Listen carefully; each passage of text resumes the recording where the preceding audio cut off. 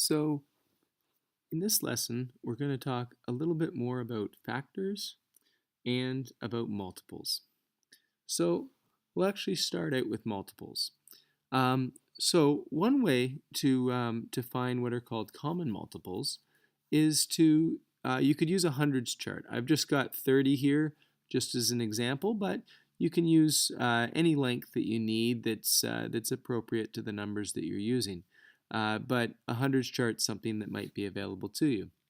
So what I'm going to do is I'm going to underline all of the multiples of 3.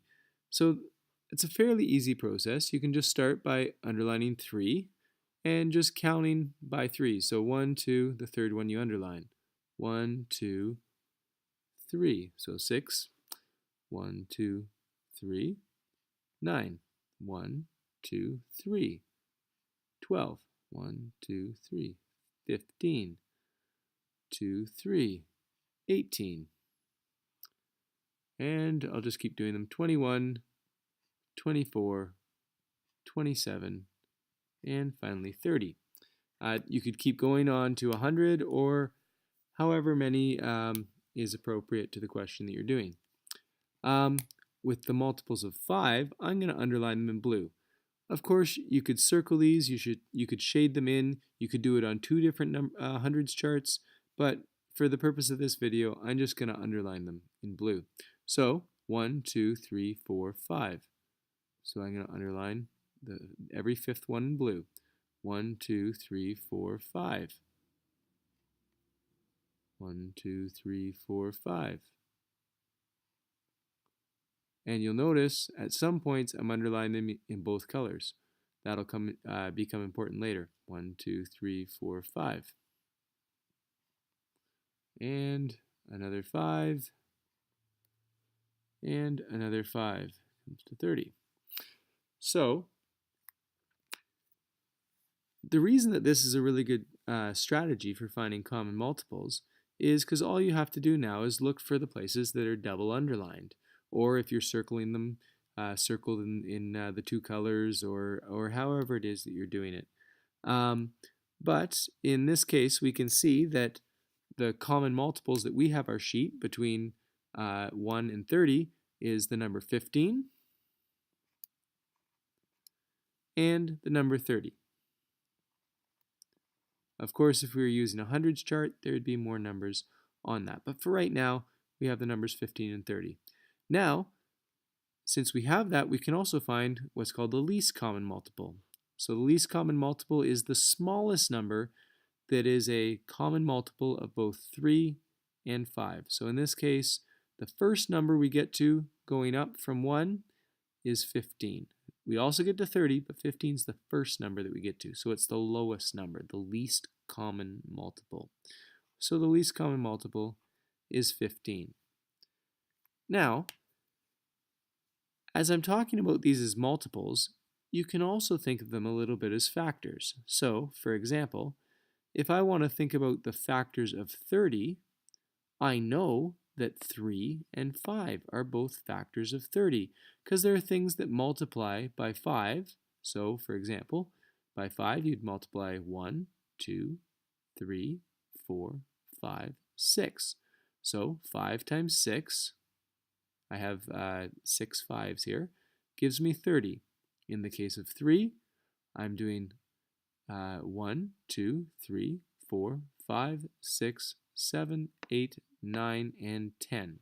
So 10 threes is going to give me 30. So that's why 5 and 3 are both multiples, are both factors of 30. Now, what other factors are there of 30? So one way we can find factors, because this may be a little bit timely and doesn't find all of the factors of 30, is to use something called a factor rainbow. So all a factor rainbow is starting with the first factors that you know about. So for example, we know that the smallest factor really of any number is going to be 1. And the largest factor is going to be itself. So in this case, 30. And from that, we can draw this nice little rainbow. There. Now, we want to find out what other factors there are. So if I go up, the next number after 1 is 2. So is 2 a factor of 30? Well, it is. So you can try multiplying different numbers together and see what gives you 30. So 2, and you'll find if you multiply 2 by 15, I'm actually just going to do that in a different color so it's a little bit more obvious. So we've still got our 1 and 30, but 2 I'll do in blue. So you've got 2, and it multiplies by the number 15. So 2 and 15 multiplied together will give you 30. Now we'll keep going up. And the next number, so 1, 2, 3 will be our next number. So I'll do this one in red. So 3 can multiply by something that will give us 30. And we already talked about this earlier. 3 can multiply by 10 to give us 30.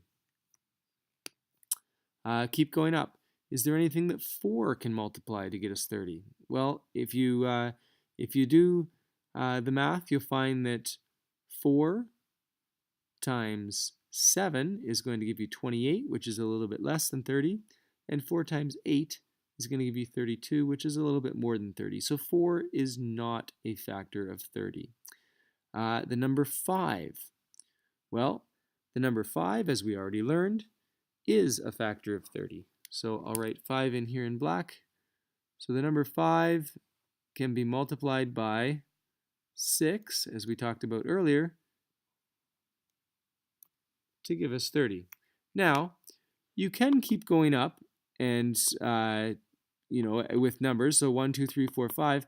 But the interesting thing is here, I see that 5 times 6 is 30. So I know that 6 is a multiple, but there's no point in doing any other ones because I've already found that these numbers can multiply up to give you 30.